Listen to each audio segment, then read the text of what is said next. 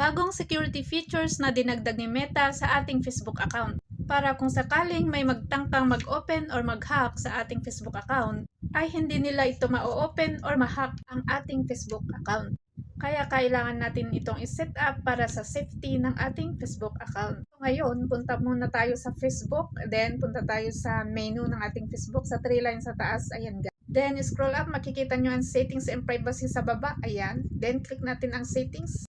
Then punta tayo sa account center, ayan, click natin yan. Pagkatapos, punta tayo sa password and security, ayan. Then makikita nyo ang verification selfie, ayan. Click natin ang verification selfie, ayan. Then makikita nyo ang Facebook screen password, ayan. Ilagay nyo ang password ng inyong screen cellphone, ayan. Then click natin ang next, ayan.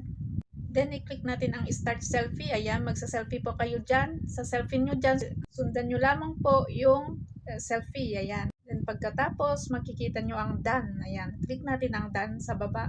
Ayan po guys, napakaganda po ang bagong features ni Meta ngayon. Para kung sakaling may magtangkang mag-open or mang-hack sa ating Facebook account, ay hindi nila ito ma-open dahil kailangan nila ang selfie ng inyong mukha. Ayan. Ayan po guys, sana nakatulong po ito sa inyo at paki-follow naman para lagi po kayong updated sa susunod na videos ko. Let's go!